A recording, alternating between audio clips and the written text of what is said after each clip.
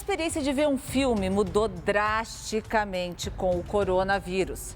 Após o fechamento das salas de cinema em março deste ano por determinações da OMS, Organização Mundial de Saúde, a indústria do audiovisual teve que se reinventar. Produções de grandes estúdios paradas, estreias de filmes adiadas e grandes festivais de cinema cancelados. Quem poderia imaginar que a Covid-19 mudaria o rumo dessa indústria tão potente? E até o Oscar de 2021 vai aceitar filmes que tiveram suas estreias em canais de streaming. Antes de tudo isso acontecer, o Caminhos da Reportagem visitou em 2019 o maior festival e mercado de cinema do mundo, o de Cannes. Esse ano não haverá tapete vermelho. O festival foi cancelado, mantendo somente a versão online do mercado. Mas, nos anos anteriores, o Brasil esteve presente com grandes produções que foram vitrine para o país lá fora. Mas 2020 é um ano atípico. Como será que essa indústria vai sobreviver?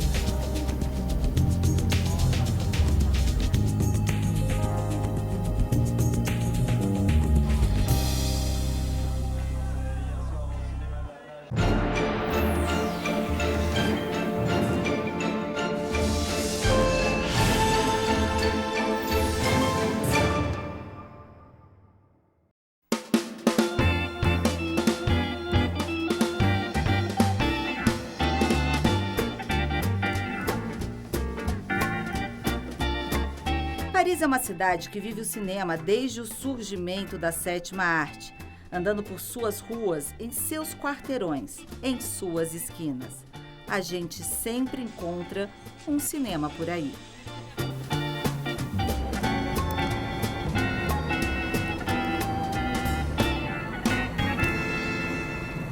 O amor do país por filmes se vê nos números. Em 2017, 2 em cada 3 franceses foram pelo menos uma vez ao cinema. Mas, além de cinéfila, a França também é uma grande produtora. Em 2018, o país lançou quase 3.000 filmes e destes, 810 foram exibidos pelo mundo, vistos por mais de 43 milhões de pessoas, com mais de 260 milhões de euros de bilheteria. O investimento no cinema tem retorno também no turismo. A França é o destino mais procurado no mundo. Difícil andar por Paris sem lembrar de alguma cena de filme. Ai, gente, é um sonho, sabe? Você tá aqui. Eu ainda quero ir em outros lugares que lembram o cinema, como o Moulin Rouge, o Café da Amélie Poulain. E tá aqui, alguns lugares também lembram Ratatouille, que é um filme de desenho animado, mas é muito legal. Tá aqui pra mim é um sonho e cada pouco que eu olho eu me emociono.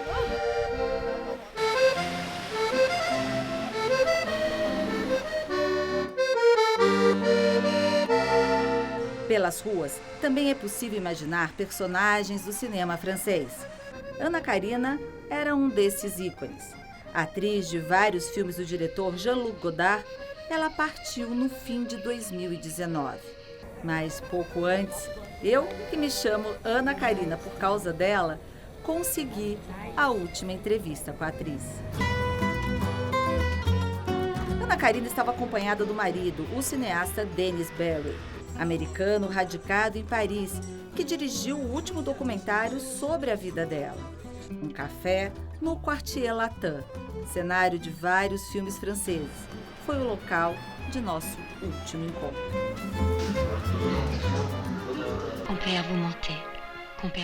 Ana Karina conheceu Jean-Luc Godard com 17 anos em Paris, quando era modelo e mal imaginava que se casariam. Naquela época, a estilista Coco Chanel já havia escolhido seu nome, por achar que Hannah Karen Baker, o nome dinamarquês da atriz, não soava muito francês. He said, "What's your name, little girl?" I said, "My name is Anne-Carine Bayer." She said, "Anne-Carine Bayer? That's not a good name. I heard you want to be an actress." I said, "Yes, He said, no, you should call yourself Anna Karina. And then I said, it's great, I love it. But I didn't know that she was Coco Chanel.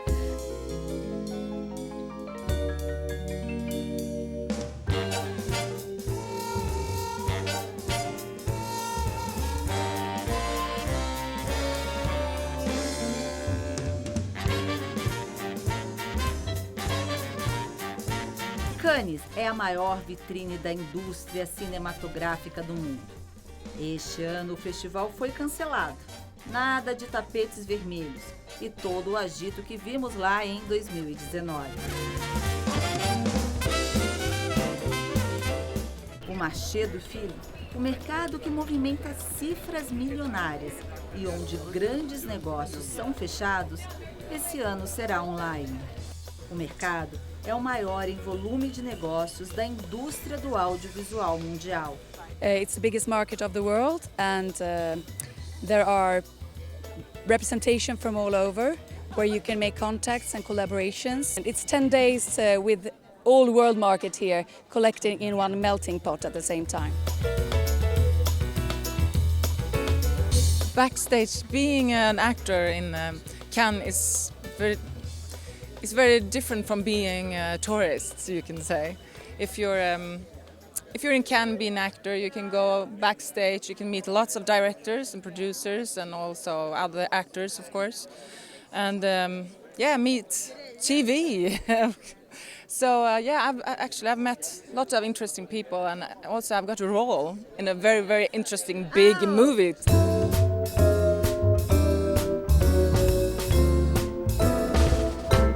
This is the biggest meeting place for everyone in the business, so you get to meet the kind of people that you wouldn't meet otherwise from all over the world. E o Brasil nessa indústria do sonho? Ele sempre está presente. No ano passado, o país fez história com 8 filmes exibidos durante o festival. Durante anos, o cineasta pernambucano Kleber Mendonça Filho cobriu o Festival de Cannes como crítico de cinema.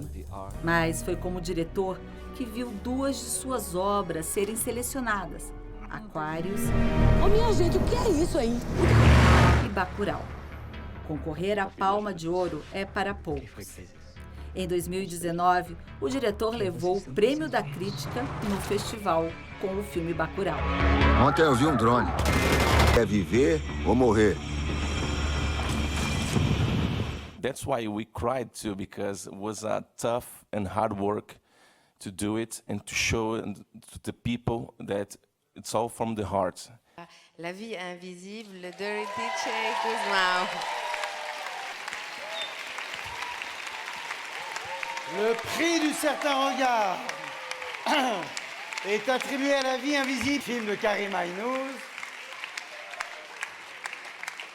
Também no ano passado, o brasileiro Karim Aynouz venceu a mostra paralela do festival com o longa A Vida Invisível. Descobri o que é ser uma mulher sozinha nesse mundo. Não perco a esperança de que você volte ao Brasil. Eu acho que é muito importante que a minha geração e a geração que vem depois da gente, de fazer um cinema que seja um cinema que chegue no público. Assim, eu acho isso muito importante. E um cinema que encante, que assombre, que nos deixe alegre, que nos deixe com raiva, mas que mexa com a gente. Assim. Fora do tapete vermelho, o Brasil também teve uma posição privilegiada no Marché du Film. A diretora Laís Bodansky, que fez Bicho de 7 Cabeças. E como nossos pais, esteve ali, desta vez como presidente da SP Cine, a empresa de cinema e audiovisual do estado de São Paulo. Mãe, deixa eu te falar uma coisa. Se meu pai te deixou... A gente não é um país qualquer. A gente tem voz, a gente é mercado, a gente é economia consumidora e também é uma economia que realiza.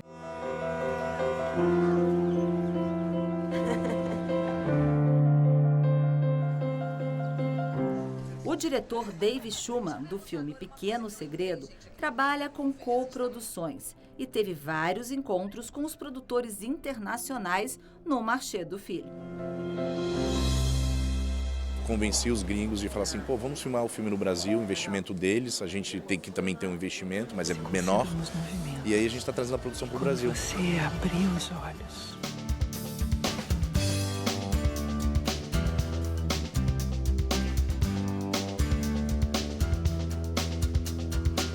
O veterano Marcelo Gomes, que já esteve com seu filme Cinema, Aspirinas e Urubus na Mostra Paralela de Cannes em 2005, não deixou mais de acompanhar o festival e o marché do filme.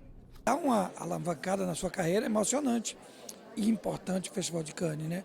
Para o bem e para o mal, né? Porque se o filme também for mal recebido, eu não sei o que acontece. No meu caso, eu tive sorte, foi muito bem recebido, o filme foi para 80 países do mundo, ganhou 50 prêmios ao redor do mundo, assim, e eu venho, assim, 13 anos depois do Festival de Cannes, as pessoas me param na rua, lembram da emoção de ter visto Aspirina, falam que viram meus outros filmes.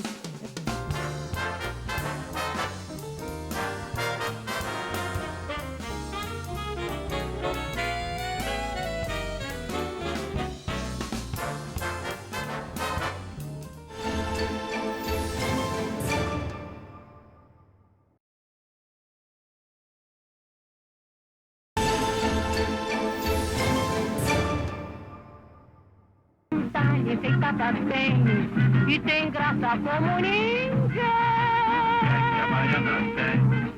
Banana da Terra, de Rui Costa, lançou mundialmente Carmen Miranda. Quando você se requebrar, caia por cima de mim, caia por cima de mim, caia por cima de mim. O pagador de promessas, Janselmo Duarte, levou a Palma de Ouro no Festival de Cannes e concorreu ao Oscar de melhor filme estrangeiro. Padre, escuta! Prometi levar a cruz até o Tamó. Preciso cumprir a promessa. Deus e o Diabo na Terra do Sol, de Glauber Rocha, concorreu à Palma de Ouro e mostrou ao mundo o cinema novo do Brasil. Se entrega, Corisco! Eu não entrego a serena.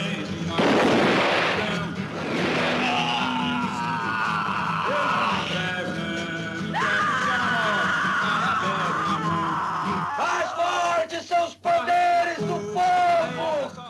E Carlota Joaquina de Carla Camurati, que quebrou um hiato de poucas produções no Brasil e abriu espaço depois para filmes como Central do Brasil e Cidade de Deus, vistos no mundo todo.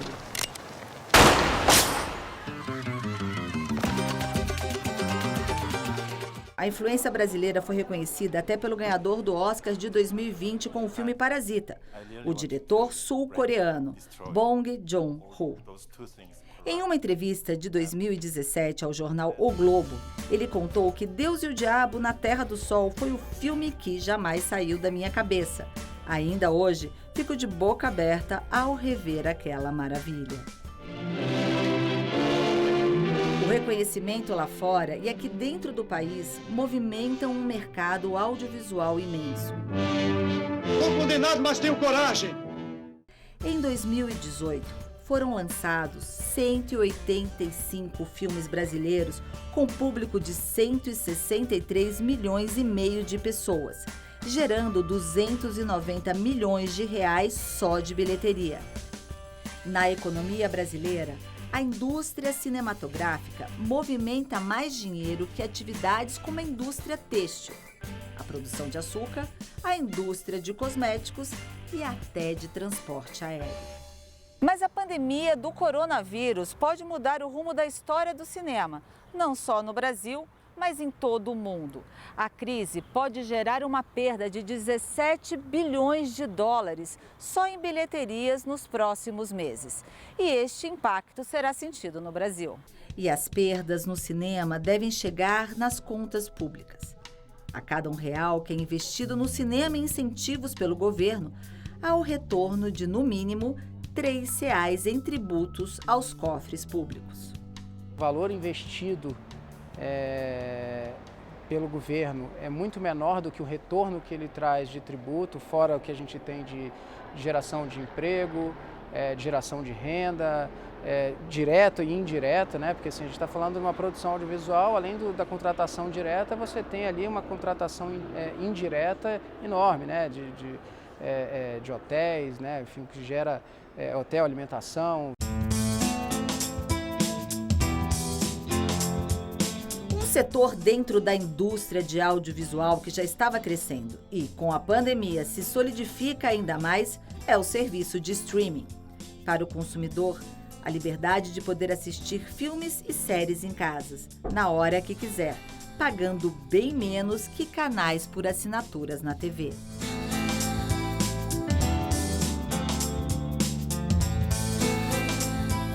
Em 2019, projeções já mostravam que o streaming deveria arrecadar 180 bilhões de reais, contra 156 bilhões dos cinemas. E nos últimos 6 meses, 1 de cada 5 dos internautas entrevistados começou a usar o serviço. Isso antes da pandemia.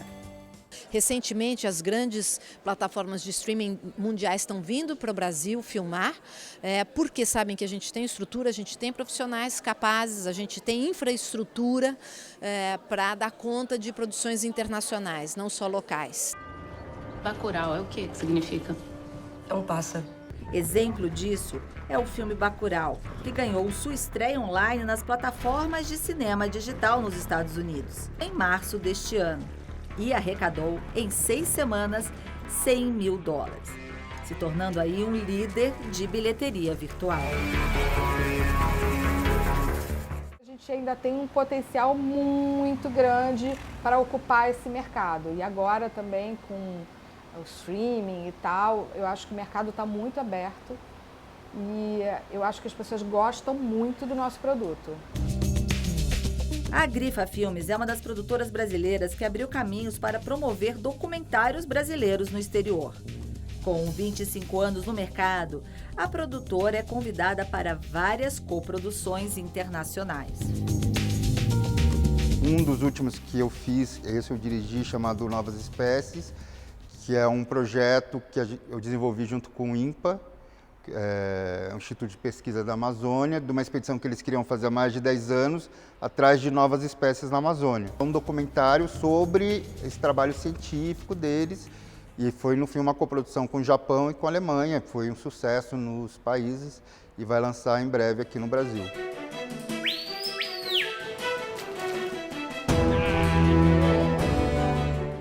Dos 185 filmes brasileiros feitos em 2018, 22 foram coproduções, com países como Portugal, Argentina e França. É o caso de Gabriel e a Montanha, filme que conta a história do brasileiro Gabriel Bushman, que desapareceu no Monte Mulanje, no Malawi, África. O longa, uma coprodução com a França, teve mais público lá do que aqui no Brasil. Eu não gosto de me sentir assim, mas eu não sou turista. Esse filme foi um sucesso na França, fez quase 90 mil, 87, 88, uma coisa assim. Bem mais que no Brasil, né? Que foram 45 mil. In this village, have put on these shoes once in a lifetime. Tem vários fatores que explicam, né, o sucesso do filme na França. Primeiro, o sucesso em Cannes. Segundo, o grande apoio da crítica que o filme teve a partir de Cannes no lançamento. Tipo, capa do Libération, sabe? Matéria de página inteira do Le Monde. Teve uma grande atenção ao filme. E eu acho que, em terceiro lugar, o interesse da França pela África, né, pelas viagens na África. O outro motivo pelo qual o Gabriel teve também essa possibilidade de ser tão bem distribuído na França é porque foi uma coprodução francesa, o filme. Fomos conhecer um dos principais coprodutores do cinema no país, o Canal Brasil. Criado por cineastas, o canal de TV por assinatura exibe filmes nacionais e passou também a produzir documentários, ficções e séries. Hoje tem uma lista de mais de 300 filmes coproduzidos pelo canal. Você tá pensando que eu sou Loki, bicho? O primeiro filme feito pelo Canal Brasil foi Loki, sobre a vida de Arnaldo Batista dos Mutantes. Quem é louco, a gente ou Van Gogh? Produzido internamente, né, pela própria equipe do canal, horas vagas, a gente tirando férias para ir a Londres e tal, e enfim, quase que um investimento pessoal de alguns funcionários também. Então foi o primeiro que, como eu disse, pediu para nascer, e aí a repercussão dele foi a maior possível. Foi premiado em Miami, foi premiado em Nova York, foi premiado, ele ganhou o prêmio de melhor filme em praticamente todos os festivais aqui no Brasil na época. Hoje eu acho que a gente pode falar de peito cheio mesmo, porque são poucos os canais no mundo que tem esse número, né? São 330 coproduções em 10 anos, são 33 por ano, quase uma por semana.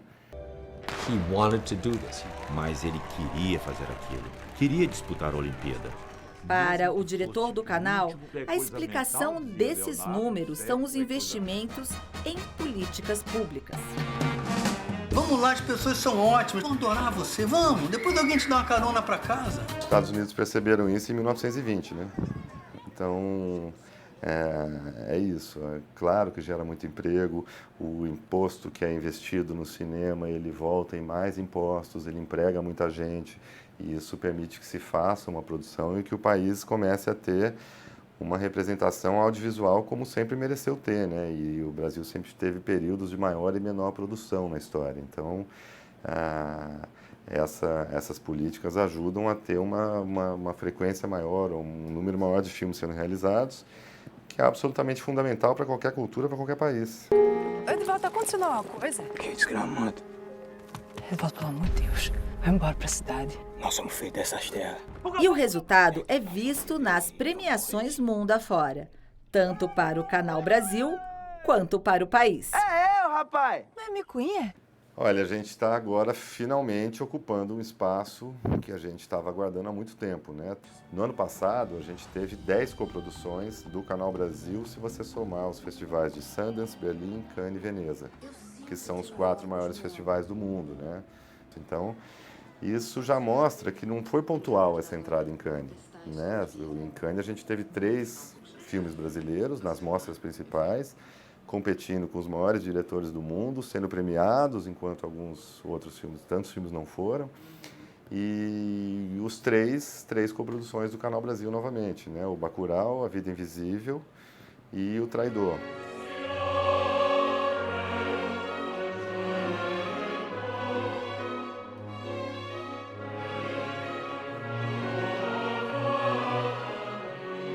Eu acho que a gente está ocupando um espaço cada vez maior lá fora, o cinema brasileiro, e espero que a gente consiga manter o ritmo de produção para ocupar mais ainda, né? Mostra pra ele o Sossega, Leão. O setor audiovisual como um todo, ele é muito importante no mundo, e o mundo está olhando para a gente, mas pode olhar mais, porque a gente tem que contar para todo mundo que a gente existe e contar para todo mundo o tamanho que a gente realmente tem. Um século inteiro a serviço do respeitável público.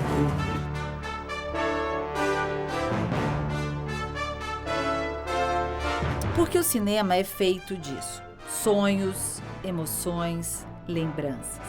E a arte, durante uma pandemia, mostra ainda mais a necessidade de sonhar.